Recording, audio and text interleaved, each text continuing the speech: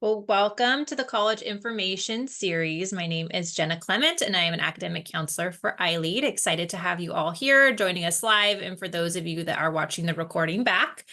Today, our series is about financial aid. It's the beginning of a financial aid series, and we're going to be chatting about the FAFSA as well as just some general introduction to financial aid. So we wanted to remind you all that with financial aid, if your current strategy is just to apply to a bunch of colleges and cross your fingers and hope you can afford it, let's get you all going on a different strategy. So the whole purpose of these presentations on financial aid is to give you the information that you need to make smart decisions prior to applying to college. There is a lot that you can learn ahead of just hoping that a college will give your learner money. So what we want you to be thinking about is that financing college should be a part of your search strategy when you're determining which colleges to put on that list and apply to. Financial aid is going to be based on a family's unique financial situation, and of course, the learner's unique academic background. So there are a lot of pieces that go into the financial aid puzzle, but we're hoping to kind of demystify that a little bit for you all through this series. And just a final reminder that the best financial aid does come from the college itself. So to give you a little heads up, this is the first of a 4-part series on financial aid. So if you come back and join us for the next 3 sessions after this one, you will get the full picture. Today is the introduction and the FAFSA. The next session will be on loans and debt. The 3rd session will be on merit, scholarships, and discounts. And then the last one is need-based aid. We break those up because it is a lot of information. We don't want to overwhelm you, but it'll be over a 4-part series.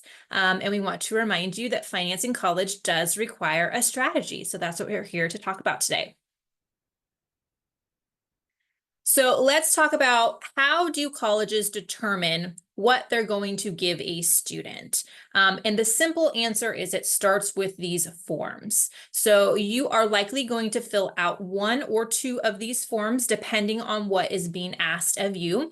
But the basic forms that you potentially could fill out are the FAFSA, which stands for the Free Application for Federal Student Aid. The second one is the California Dream Act application, and the last one is what we call the CSS profile. And we'll go into a little bit more detail about each of those 3 forms.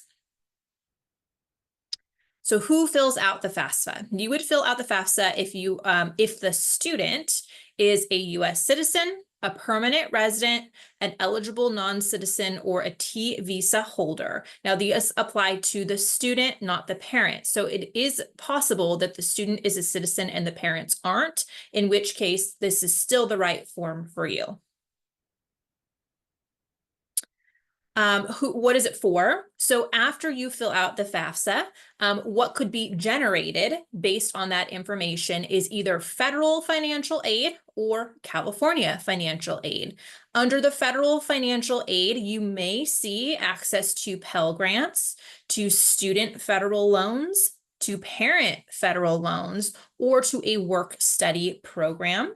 And if you're a California student, which we believe all of you are, if you're watching this with us now, it would make you be able to access the Cal Grants or other specific California grants, depending on, again, your unique criteria and what you qualify for.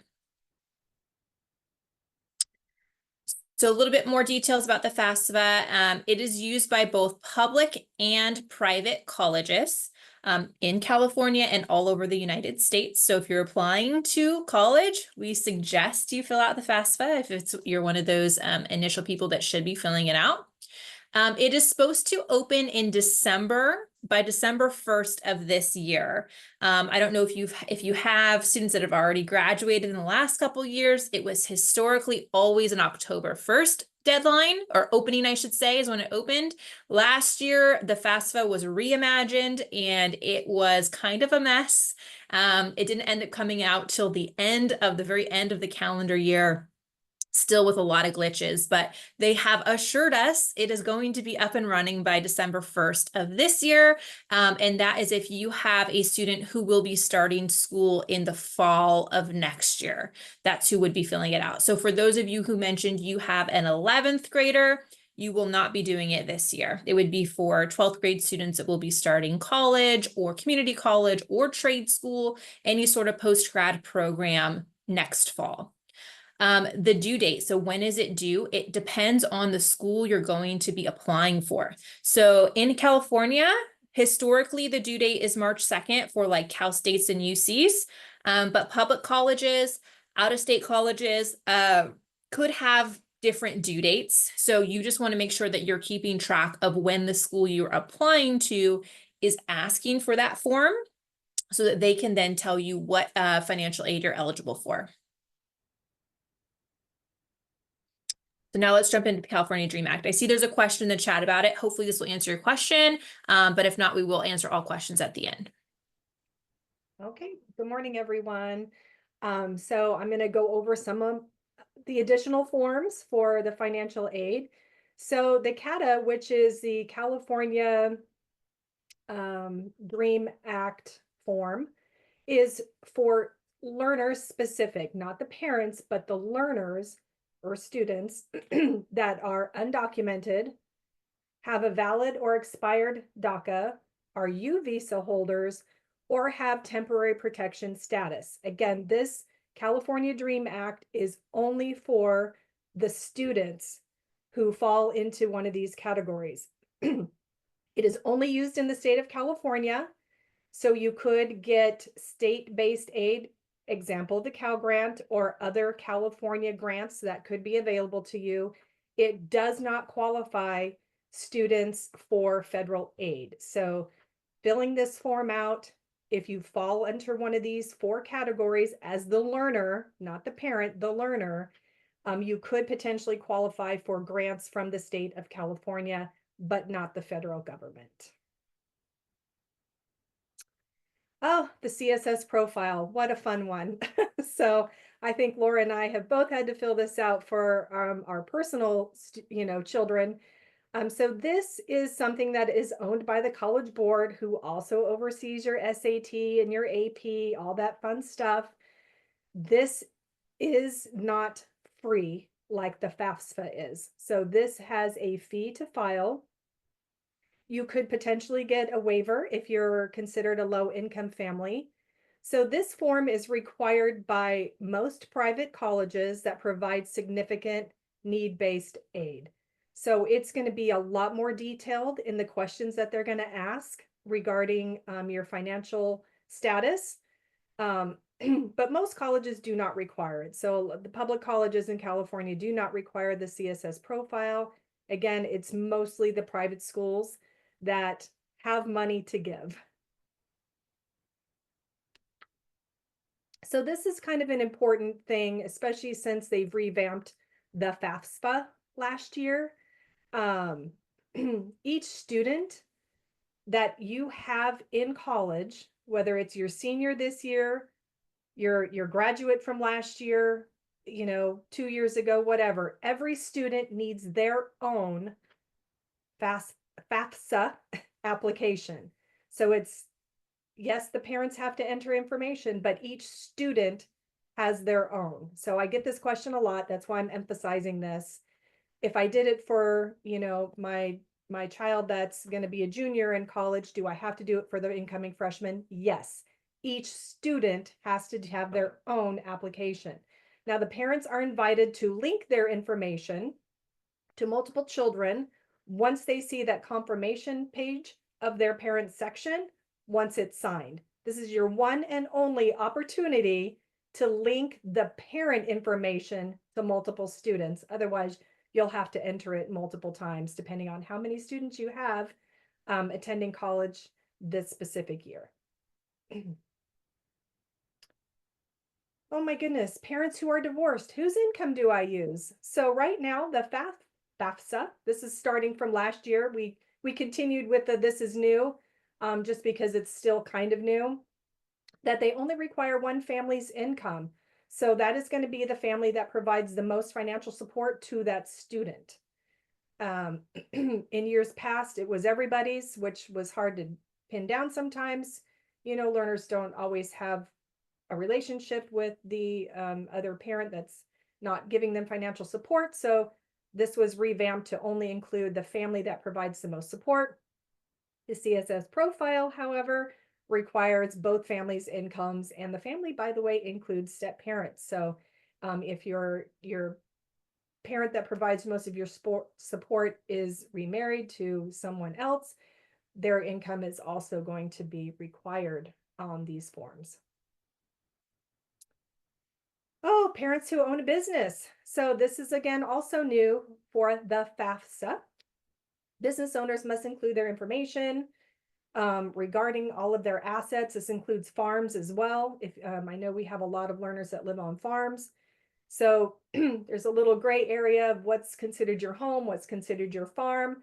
I will leave that up to you to determine what part of your business is your residence, because that doesn't go into your assets. So, but the CSS has always included the business. So just be mindful of the questions that they're asking you on these forms. Okay, so what do I need to get this application going? You're going to need some documentation, your social security number or ID check, etc. And then before you can even start on it, you need to get your FAFSA ID. So that's just simply going on to studentaid.gov, applying for the ID. It usually comes really quickly. Then you can start on the form itself. And now I'm going to head it over to Laura. Thank you. We are now actually going to talk about the financial aid itself. We're done with the form section. And once again, this is just basic. We're going to get even more in depth in our next couple of sessions. So here we go.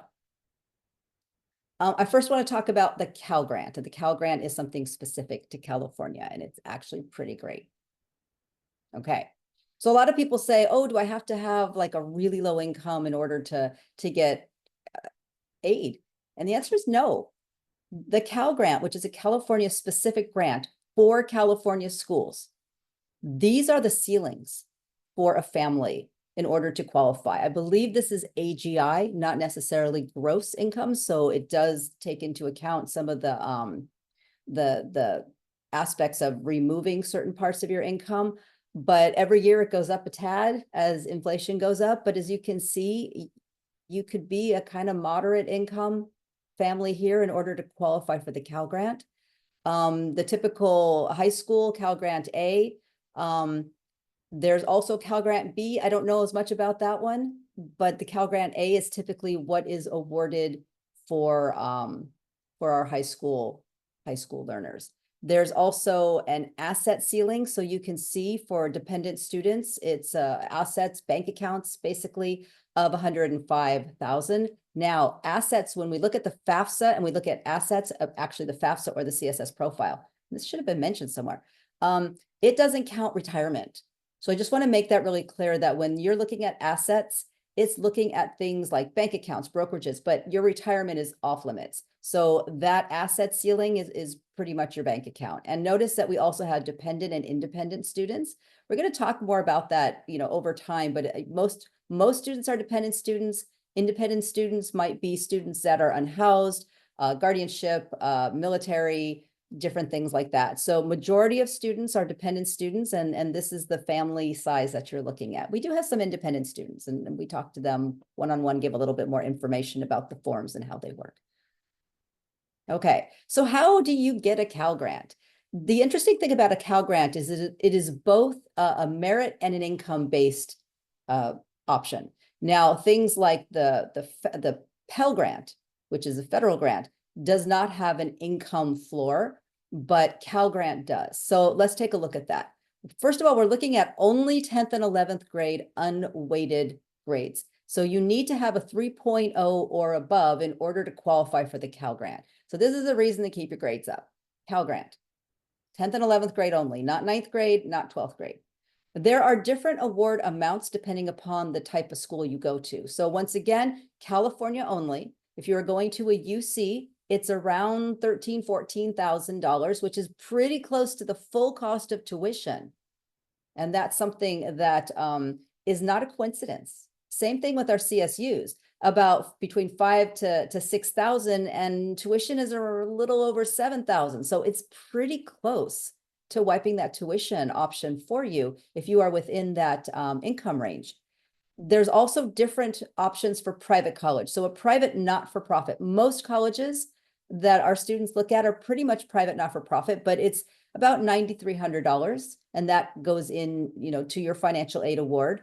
The private for-profit colleges that are accredited by WASC, $8,000, and non-accredited colleges, sometimes they're nationally accredited, sometimes they're accredited by the, I don't know, hair or other places. I don't know that much about them, but that's $4,000. So the thing that's important is realizing that the amount of Cal Grant does switch with the type of school. UC, CSU, public colleges, they come pretty close. Private colleges, you're going to be looking more at institutional type of grants on top of that, which is our fourth session. If you are lower income, they kind of bridge that gap as well. Notice that there's $1,600 that goes on top of that 13,000, 5,000 amount, which makes it just about the same as tuition. Okay, so let's also look at some other possibilities for our public colleges. This is specific for UC and CSU. So for families who make less than $80,000, tuition is free. And you kind of saw how. You notice that Cal Grant information before that, it's pretty much wiping out your tuition amount. The middle class scholarship for those that make over 80,000, and we're actually going to have a chart here in a minute with the cap. It's between 10 to 40% of tuition. So there is a sliding scale. The UCs are actually pretty good. Cal States are fair in terms of the aid that they give. The Cal Grant is part of those packages. It does not stack. The term stacking basically means that the award, the aids sort of add up. They don't. So when they talk about this 80,000 tuition is free, that's the Cal Grant that they're using. So the Cal Grant is not on top of that. There's also equal opportunity programs. We have a lot of students that apply to those, mostly first generation students. Sometimes they have their own grants that you can apply for. And there's all kinds of grants and other things. There's a couple more grants for low income students that I've seen for community college, for other things. So there's a lot of help out there. And it really is more of a sliding scale depending upon where your family's income falls. Okay, so I mentioned the middle class scholarship before, and this is, I think, surprises a lot of people. Dependent students, the ceiling is $226,000 for your family's income. So this is California, and it's an expensive place to live. And so if you are within this income, you can expect maybe a little bit of help. 10% to 40%, it's all relative. And the income, the asset ceiling is a little bit higher, 131 for single or for married, no dependents. Or excuse me, that's independent. If you go down, oh, okay, I'm going to switch that around. That is not the asset. The asset, the income ceiling, I'm having trouble today. I don't know why. The income ceiling for independent students is 131. That's your own individual income.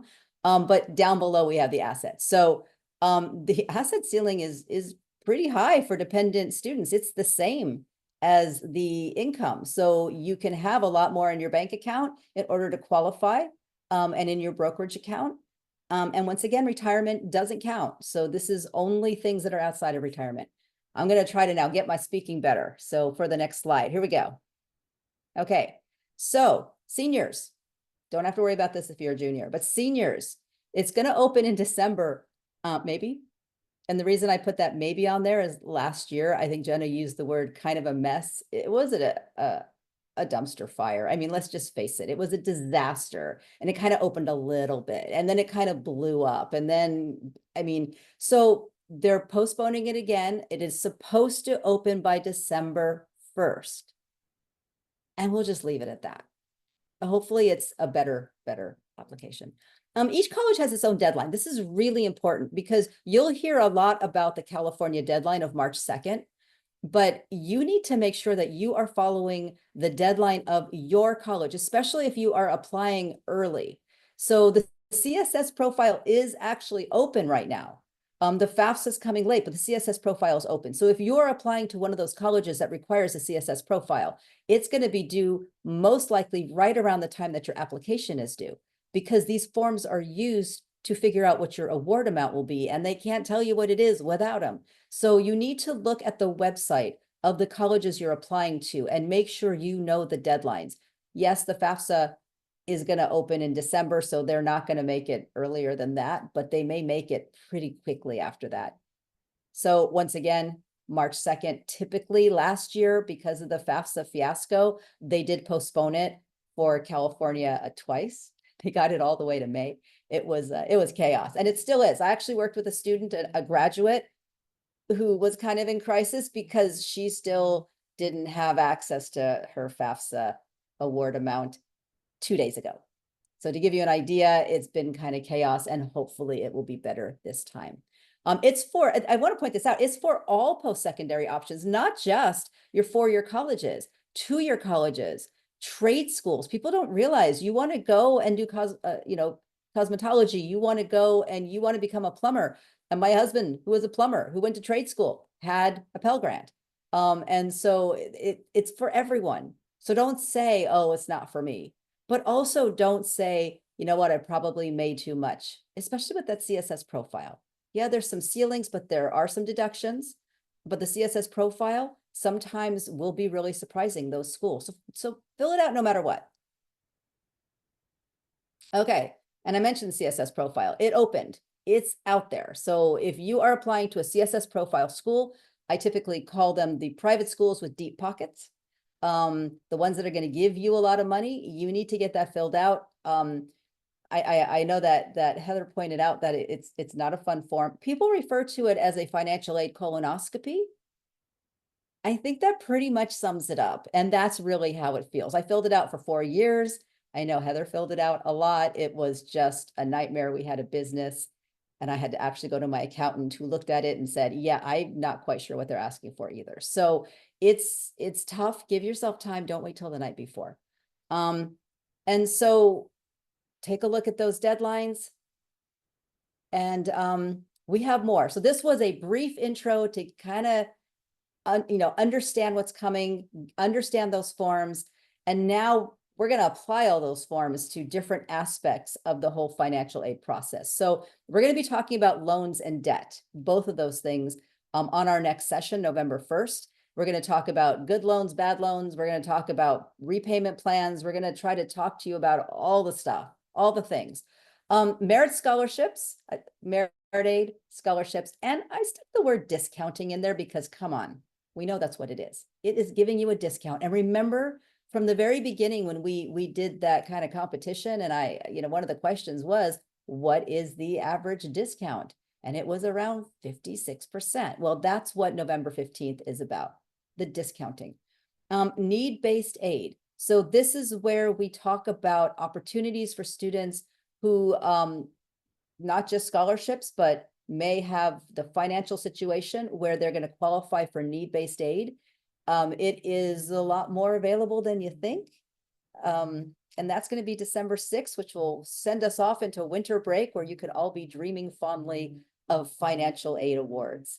So we are going to stop the recording. We're going to bring on the Q&A. If you are at home, thank you for watching. Wish you were here for all the talking part, but I'm glad you got to see it.